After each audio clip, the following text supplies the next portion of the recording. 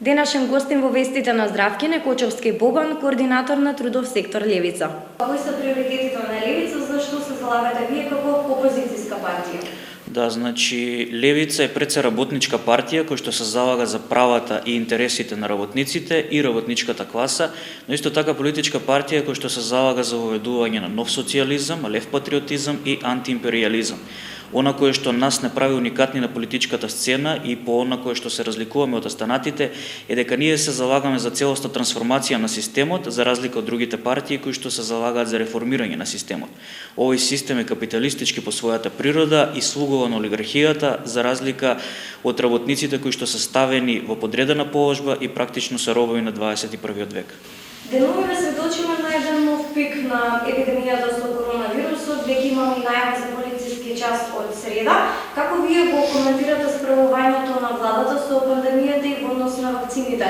Да, централната власт, начело со владата, но и локалната власт целосно потврдија во насока на тоа дека беа ветени многу повеќе вакцини од страна на Европската унија и НАТО, но владата остана со празни раце, од причина што овие сојузи воопшто и не се занимаваат со тоа што се случува на Балканот, туку им е најбитно што се случува во нивниот двор.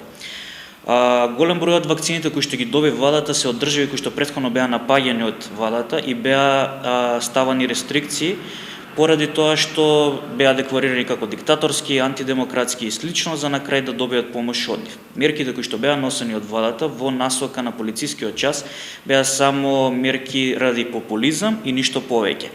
Тие реално не се применуваа во цела Република Македонија, туку беа применувани во некои места, а на другите се создаваа разни кластери.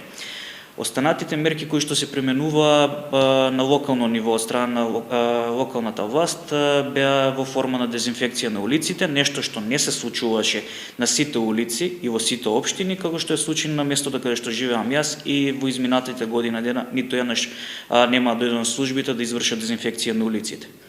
Веќе имаме спроведување на пописот. Вие јавно изјавивте дека сте против попис за овој период. Зошто?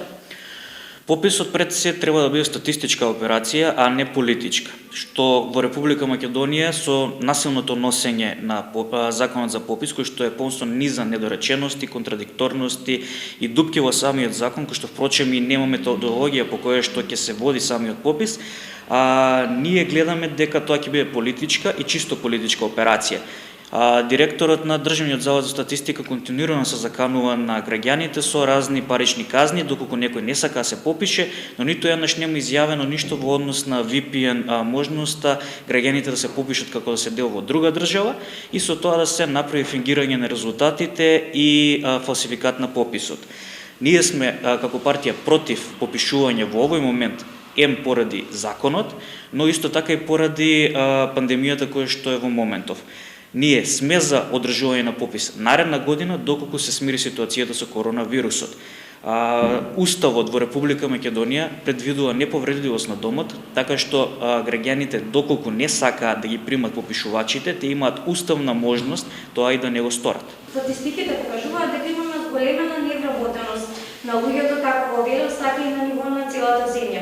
Владата донесе досега 5 антикризни ковид мерки за облажување на најпогодените сектори. Според вас, дали сметате дека овие антикризни мерки беа доволни или пак можеби требаше да се постапи нешто поразлично или да се донесат некои нови мерки? Невработеноста во Република Македонија е на огромно ниво уште од приватизацијата па наваму, но со пандемијата изминатите 12 месеци има нови 50.000 откази по моите информации, нешто што е сериозна бројка и сериозно на штета на граѓаните на Република Македонија, од причина што тие сега се приморани да врзуваат крај со крај. Ние како трудов сектор на Левица изминатите 12 месеци бевме во можност да помогнеме на над 15.000 работници преку бесплатно давање на правни совети, преку бесплатно застапување во судски постапки, бесплатно правење на тужби, жалби и останати поднесоци. Пакет мерките од страна на владата беа само ефтин пиар кој што беше носен за време и пред парламентарните избори минатата година. Дел од нив беа во форма на давање на еднократна помош на граѓаните, кои што лично сметам дека беа предизборен подкуп. Во однос на пакетите кои што беа носени за зачувување, односно наводното зачувување на работните места, голем број од фирмите ги злоупотребија тие пари и ги задржаа тие пари за себе, а работниците беа оставени сами на себе, без да добиваат плата и често им се кршеа работничките права во тој дел.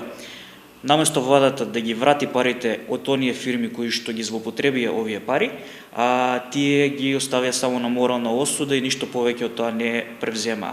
Велес како град кој што е индустријски по своја природа, кој што беше најпогоден со приватизацијата пред некои си 20 на години, исто така и во овој момент е многу погоден, голем број на фирми се со намалено производство, голем број на дуќани се затворени, така што мислам дека ова бара сериозна работа и сериозен пристап за да се среди целата ситуација со невработеноста.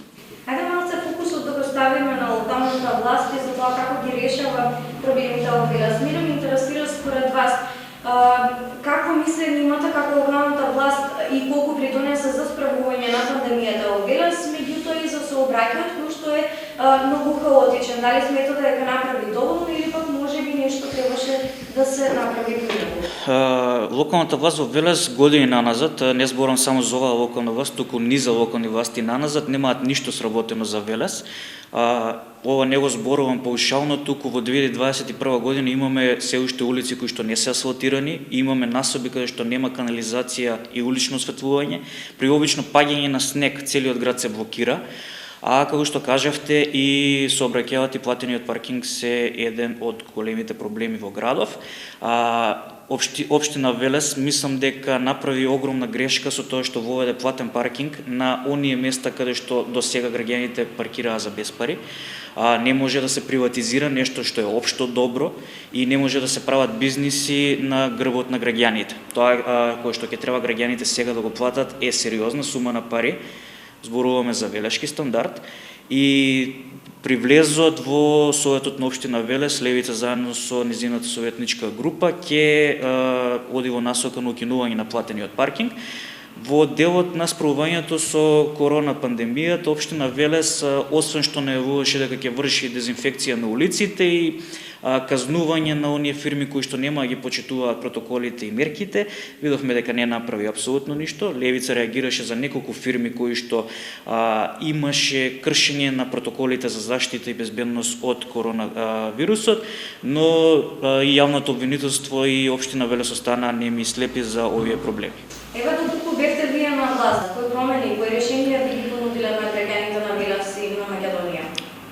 Еден од приоритетите на Левица, зборуваме доколку ја имаме централната власт, е укинување на договорите со Грција, со Бугарија и Тиранската платформа, воведување на една изборна единица, укинување на патните трошоци на пратениците, потоа ние се залагаме и за воведување на бесплатно образование до факултет, потоа бесплатно здравство, а во делот кој што јас го работам во Левица, односно во трудовиот сектор, ние се залагаме и за целосно намалување на невработеноста преку носење на квалитетни закони кои што ќе бидат во корист на работниците.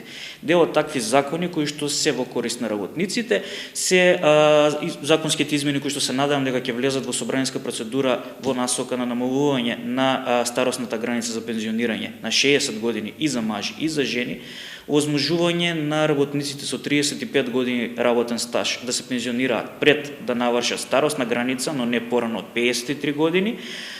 Потоа породилното отсуство би сакале да го продолжиме на 12 месеци, за разлика од сегашните 9. И секако она кое што сметам дека за Велес ќе значи многу носење на закон за обештетување на стечајците до последен денар, односно тоа се голем број на фирми како Парцеланка, Нокатекс и десетици работници кои што ќе имаат бенефит од овој закон. Секако ова е само мал дел од она кое што ние го работиме. Доколку некој сака да ги види останатите наши заложби, може слободно да ги најде на нашата веб страна. Богојно ви благодарам за изнесените ставови и споделеното време. Ви благодарам. Ова беше разговорот со Кочовски Бобан, координатор на трудов сектор на Левица.